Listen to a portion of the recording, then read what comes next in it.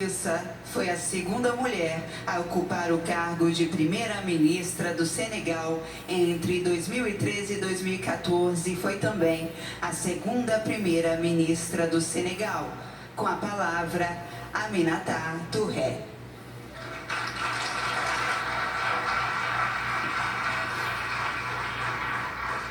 Thank you very much. Muito obrigado. Infelizmente eu não falo português, então vou ter que falar inglês.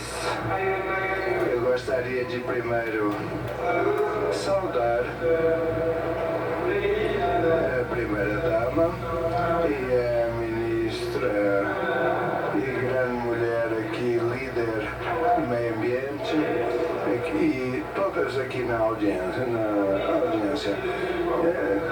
Também quero saudar a liderança do Presidente Lula, com quem eu falei há minutos atrás. E nós concordamos que nós devemos falar mais com as pessoas, ao coração das pessoas, e menos para o seu racional. E é isso que eu pretendo fazer agora. Porque muitas pessoas ficam pensando, como é que eu cheguei à posição que eu cheguei?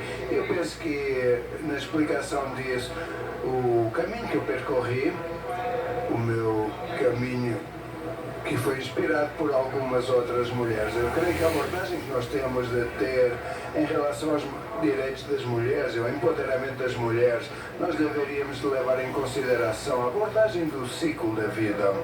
Primeiro que tudo, se eu tenho 7 crianças, eu não tenho a certeza que eu seja capaz de ser uma profissional, mesmo completando o meu ensino universitário. Então, o que foi exigido foi acesso a uma saúde reprodutiva, que nós ainda não temos universalmente disseminada, nem na África, nem em muitas partes da região sul, pois eu não dou conta de manejar com a dimensão da minha família e consegui chegar a 3.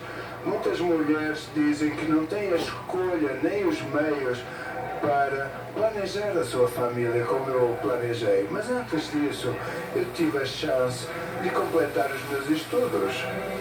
Ensino primário, secundário, universitário. Infelizmente, muitas mulheres e jovens mulheres não dão conta de chegar ao ensino secundário, particularmente na África, por conta de casamentos precoces, onde as famílias que estão numa condição de pobreza em grande número e que têm de casar as suas filhas para sair desse estágio de pobreza. Então, em relação à questão da educação, também é a chave para empoderar jovens mulheres e fazer com que elas sigam o seu caminho até a universidade, e aquelas que desejem, por exemplo, ir para outra educação técnica. Então essa é a segunda chave desse ciclo de vida.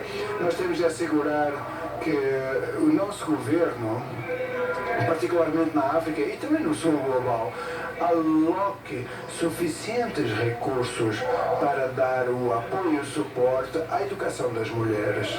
No passado, durante o ajuste estrutural realizado no Senegal, todas as direções e escolas internas foram fechadas. 2, 3 anos mais tarde, houve uma queda no índice de educações das mulheres a nível secundário. Então nós podemos ver como escolhas orçamentárias também têm um impacto e afetam profundamente o futuro das mulheres. Então a educação foi também o que me levou a chegar onde eu cheguei. E isso não é suficiente, entretanto. Nós também temos de abrir espaço para pessoas no mercado de trabalho. Elas têm de ter iguais oportunidades, que ainda não é o caso no meu país, e eu não creio que seja o caso no Brasil também, pois não é o caso em muito poucos países. Existe igualdade de pagamento para trabalho igual entre homens e mulheres. Eu não tenho a certeza de que existam igualdade de oportunidades para homens e mulheres, porque o que nós estamos observando em termos de tendência é que as corporações são mais preferem contratar homens do que mulheres por conta do ciclo de gravidez, etc. Então nós temos que ter a certeza de que nós oferecemos as mesmas oportunidades para mulheres e particularmente para jovens mulheres.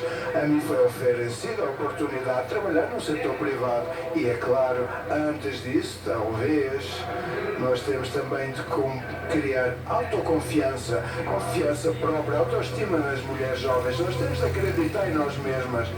E eu tenho a certeza que é o caso de todas as mulheres aqui que têm um apelo para esta batalha que é necessária, pois você tem de combater os estereótipos culturais que ainda existem na maioria dos países e colocam os homens acima das mulheres, começando no ambiente familiar e de uma forma mais subtil hoje em dia, certamente, mas nós temos que contar massivamente com os nossos pais.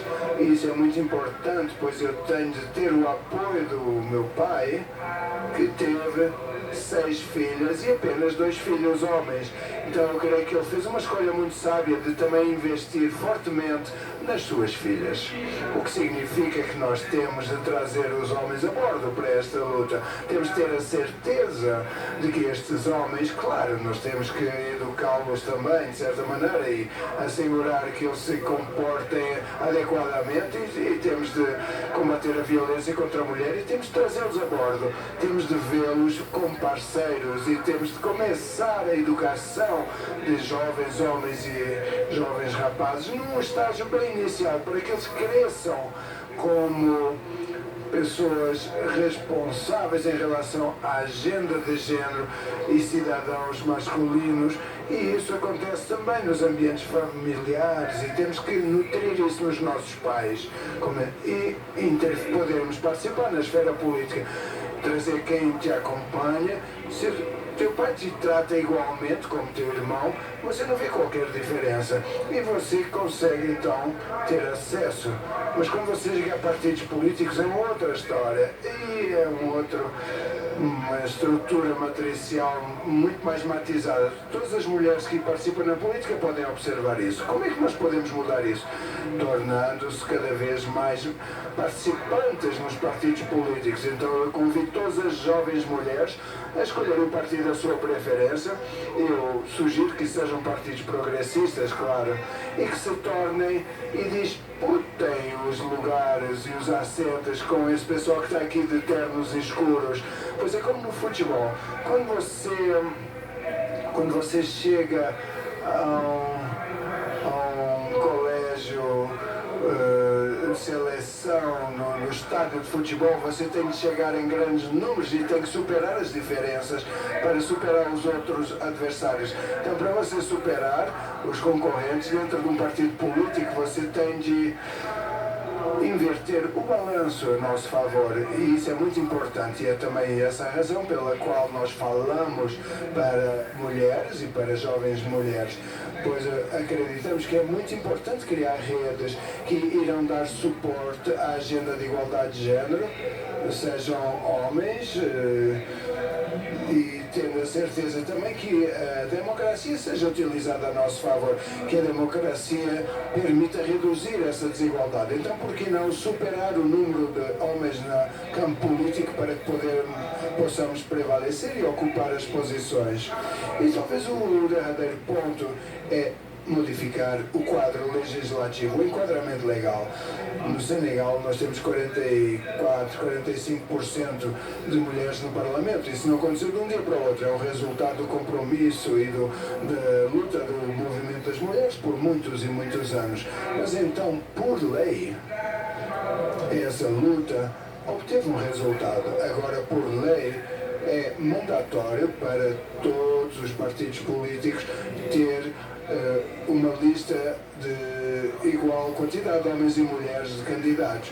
Alguns partidos são desclassificados das eleições por não respeitar, e para obter 50% de composição feminina. Então não chegamos à composição 50-50, pois partidos apenas têm um parlamentar que é um homem habitualmente. Então a lei também tem de se chegar a assegurar que nós chegaremos chegamos a ter uma composição igual no campo, que ainda não é o caso, mas está próximo. Isso também é o caso de algo que o governo precisa de levar em consideração. Mas isso não acontece assim de repente. Você tem de pressionar e fazer com que os governos apresentem as leis para promover a igualdade de género. Então este é o ciclo de vida que eu percorri e claro, isso tem algumas lacunas a preencher, mas eu creio que as mulheres têm algumas lacunas ainda por preencher, eu creio que sim, pois elas têm de superar então tantas barreiras numa base diária através da sua vida, que eu creio que deveriam também colocar isso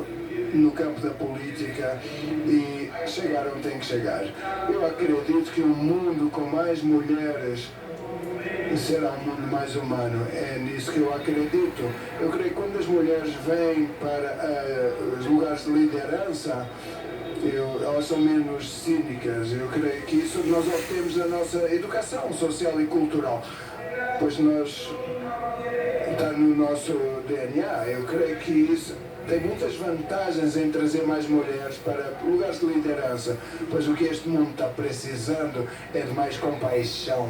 Então vamos trazer mais mulheres para haver mais compaixão nos lugares de liderança. Muito obrigado.